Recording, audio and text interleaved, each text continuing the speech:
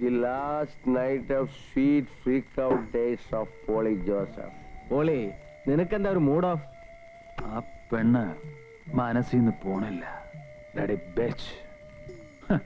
Poly അവൾക്കറിയില്ല. വിട്ടേരെ, പുതിയൊരു ജീവിതം തുടങ്ങിയല്ലേ. കരണക്കുറ്റിക്കേറ്റ അടി ലൈഫിന്റെ ഒരു ടേണിംഗ് പോയിന്റ് ആയിട്ട് കരുതിയാ മതി. സൂസന്നയുടെ മോതിരം ഈ വിരലിൽ വീഴുന്നതോടെ പോളി ഒരു ജെന്റിൽമാൻ ആകും. അയ്യോ, അപ്പൊ ഏലിക്കുട്ടിയും ദമയന്തിയൊക്കെ തടയാനാണോ ഭാവം? ഒരു പുരുഷായുസ് മുഴുവൻ ഓർമ്മിക്കാനുള്ള അലവരായ തരങ്ങൾ ഞാൻ ചെയ്തു കൂട്ടി. എന്റെ കോട്ട കഴിഞ്ഞു. നാളെ മോതിരം മാറ്റം മാത്രല്ലേ ഉള്ളൂ, കല്യാണം വരെ കഴിഞ്ഞു കൂടണ്ടേ? നാളത്തെ സൂര്യോദയം മുതൽ നിന്റെയൊക്കെ ധാരണ തിരിച്ചേണ്ടതാണ്.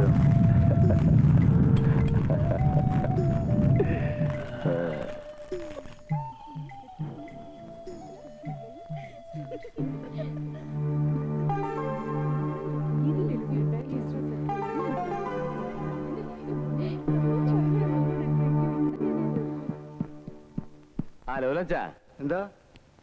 നീ വേഗം പള്ളിയിലോട്ട് ചെല്ല്. ആ ജോസഫിനെയും കൂട്ടിക്കോ. കാലത്ത് കിടക്കരുതെന്ന് അവനോട് പ്രത്യേകം പറയണം കേട്ടോ. ആ ദേവസ്വം എല്ലാരും എത്തി, ഞാനൊന്ന് കണ്ടിട്ട് വരട്ടെ. സൂസൻ, ലില്ലി ഉഷൊന്നും ഇതുവരെ എത്തിയില്ലല്ലോ. ഓ, അവരുടെ വീട്ടിൽ നിന്ന് പെർമിഷൻ ഒക്കെ വാങ്ങി ഇങ്ങെത്തുമ്പോ ഏതായാലും നാളെ നേരം വെളുക്കും. അത് ശരിയാ. എന്താണ് രണ്ടുപേരും കൂടെ? ആ മോളെ, എങ്ങനെയുണ്ട് ഊട്ടിയിലെ തണുപ്പൊക്കെ? ഇത്രയും പ്രതീക്ഷിച്ചില്ല.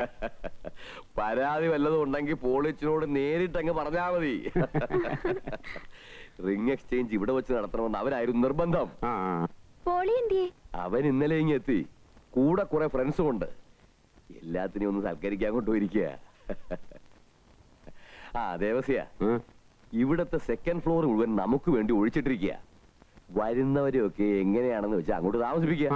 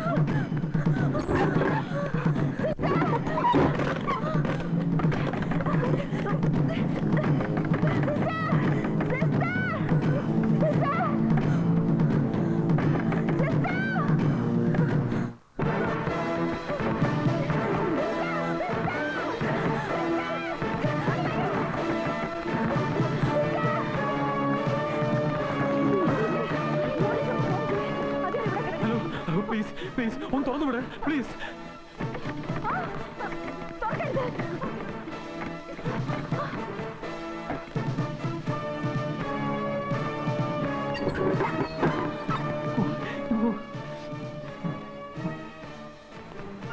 പോലീസിന് ഫോൺ ചെയ്തിട്ടുണ്ട്, ഇപ്പൊ എത്തും.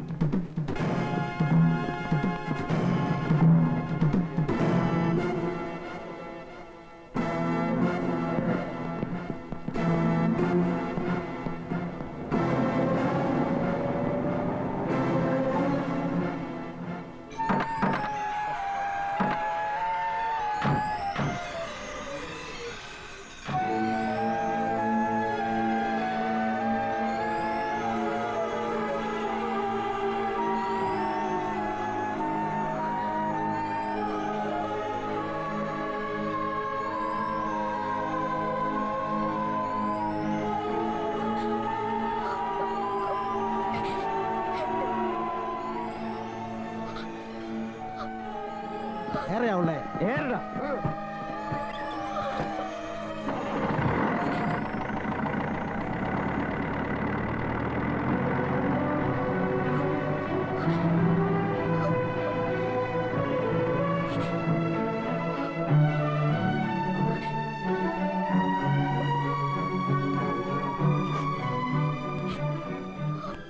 വർഗീച്ച പള്ളിയിലേക്ക് ഇറങ്ങിയപ്പോഴേ വിവരം അറിഞ്ഞത്.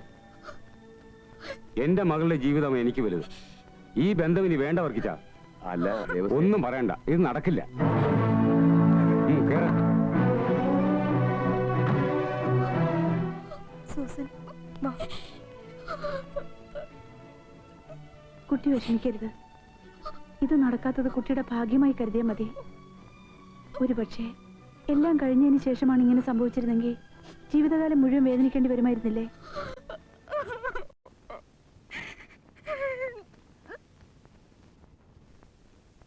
എന്തോ ആ കുട്ടിയുടെ കരച്ചിൽ കണ്ടപ്പോ ഇതൊന്നും വേണ്ടായിരുന്നു തോന്നി. നമ്മൾ കാരണമല്ലേ കല്യാണം മുടങ്ങിയത്? രേവതി എന്താ ഈ പറയുന്നേ? അയാളെ പിന്നെ പോയിട്ട് പൂജിക്കണമായിരുന്നു. ഇഡിയറ്റ്. ഒന്ന് ചുമ്മാ ഇരിക്കും ബിന്ദു. കട്ടവന് കൈയോടെ പിടിച്ചാലും രേവുവിന് അവനോട് സിമ്പതി ആയിരിക്കും. അയ്യ ഒന്ന് പോരേവു. എനിക്കിപ്പോ തോന്നുന്നു അയാളെ പോലീസിൽ പിടിച്ചേൽപ്പിക്കല്ല വേണ്ടിയിരുന്നത്. തലയും മൊട്ടയടിച്ച് ചുണ്ണാമ്പം തേച്ച് റോഡ് നീളം നടത്തേണ്ടിയിരുന്നു ഇല്ലേ? അച്ഛൻ നിനക്ക് ഇത്തിരി കൂടുന്നുണ്ട്. പിന്നെന്താ രേവു, അയാൾ കല്യാണം കഴിക്കാൻ പോകുന്ന പെണ്ണിനെ കുറിച്ച് എന്തെങ്കിലും ഒരു ചിന്ത അയാൾക്കുണ്ടായിരുന്നെങ്കിൽ ഇങ്ങനെയൊക്കെ കാണിക്കുമായിരുന്നോ? ഞാൻ ആ സമയത്ത് അങ്ങോട്ട് കയറി ചെന്നോണ്ട് ദേ ഇവൾക്കൊന്നും സംഭവിച്ചില്ല. എനിക്കെന്തോ പേടിയാവുന്നു. അയാൾ ഇനിയും വന്നാലോ? ഓ അതിനിപ്പോ വേണ്ടേ? തമിഴ് പോലീസാ, ഇടിച്ചു നൂത്ത് കാണും. ആ ദേ രേവു, ഇവിടെ നടന്നോന്നും വീട്ടിൽ ചെന്ന് പറഞ്ഞേക്കല്ലേ. അച്ഛനെങ്ങാനും അറിഞ്ഞാ ഞാൻ പറയും. പറയോ? ആ പറയും. നിന്റെ ഒരു പാട്ടും കൂത്തും. ഇറങ്ങിയപ്പോഴേ അമ്മ പറഞ്ഞല്ലേ നിന്നോട് ബഹളമൊന്നും കാണിക്കാതെ അടങ്ങി നടന്നോണോന്ന്. അയാളെ നീ അടിക്കാൻ പോയതേ കുഴപ്പത്തിനൊക്കെ കാരണം. ആഹാ, എന്നാ പോയി പറ. അച്ഛനോട് പറഞ്ഞു ഓരോന്ന് സാധിപ്പിക്കാൻ എന്റെ അടുത്ത് വരുമല്ലോ, അപ്പ കാണിച്ചരവേ. ദേ വന്നേ, നമുക്ക് പോയി ബ്രേക്ക്ഫാസ്റ്റ് കഴിക്കാം. എനിക്ക് വേണ്ട.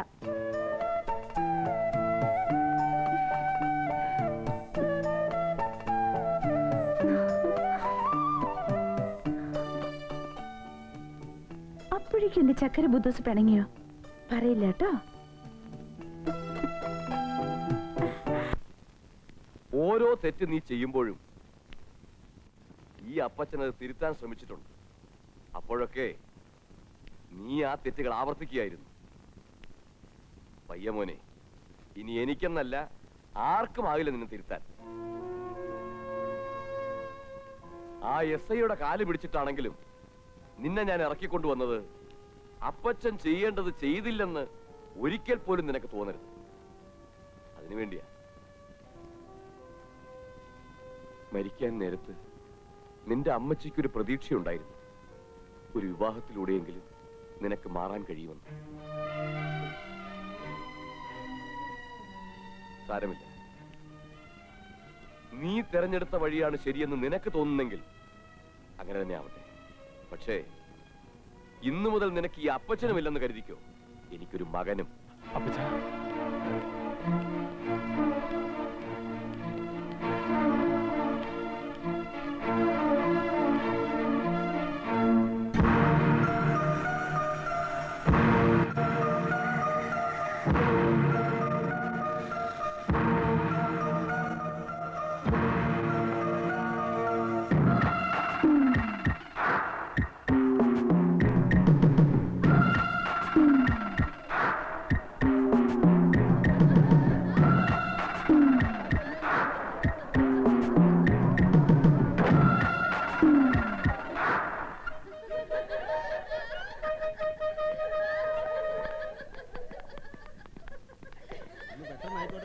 പോണ്ടേ?